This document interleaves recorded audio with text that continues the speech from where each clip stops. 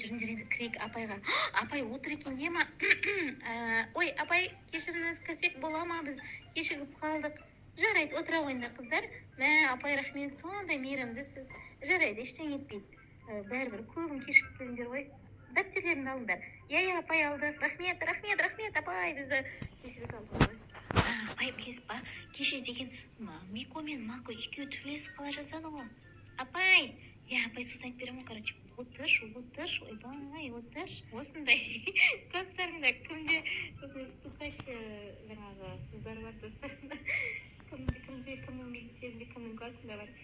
Да, сабақ бастаймыз, есеп шығарамыз. Кім шығады? Апай, мен шығайын, апай, мен шығайын. Негізі мен мектеп оқыған кезде стукач болмаған, достар просто күлкілі болсын деп а так мен стукач болмаған. Михрона тақтаға шыға ғой. Апай, неге ол шығады? Блин. Жарайды, шығап. Ой, жарайды, апай, мен шықсам шығайын. Ой, өте алмай қалдым. Болды. Апай, не істейін? Қандай есеп шығарам?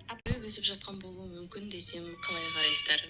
Жоқ, бұл әшейін әзіл немесе өтірік нәрсе емес, шынымен де бар жоқ. 3,5 жасар қыздың құлағында бақ гүлі өсіп шыққан. Құлақтарыңызда что-то бірдеңе жыбырлап жатқандай болып кетпедіңіздер ме? Сәлеміздер, мен Диана Кю. Бүгінгі роликте адам денесінен табылған сенімсіз сұмдық заттар жайлы талқылайтын боламыз. Мысалы, бір жігіттің ішінен тірі балық шыққан, ал бір еркектен қасық пен вилка. Желательно видеоны ештеңе жемей көріңіздер.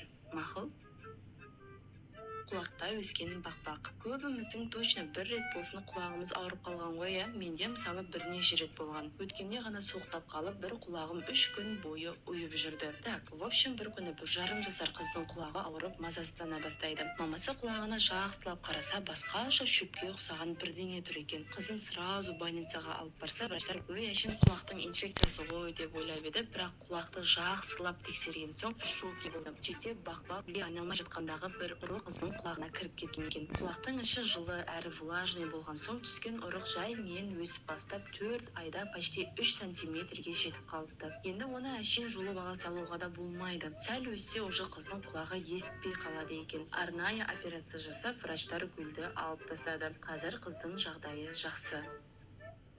Елка. Өсімдік өскен тек құлақ қана емес. 2009 жылы Артем деген жігіттің кеудесі қатты ауырып бастап, постоянно жөтелетін болып қалды. Врачтар оның өкпесінде рак бар ау деп ойлап рентген жасаса, шынымен де өкпесінде ісік сияқты бірдеңе тұрған екен. Врачтар ойбай, өкпенің жартысын кесіп алып тастау керек, басқа амал жоқ деп әбден Артемді қорқытып тастап еді. Бірақ операция кезінде өкпеде ісік емес, 5 сантиметрлік елка бар болып шықты.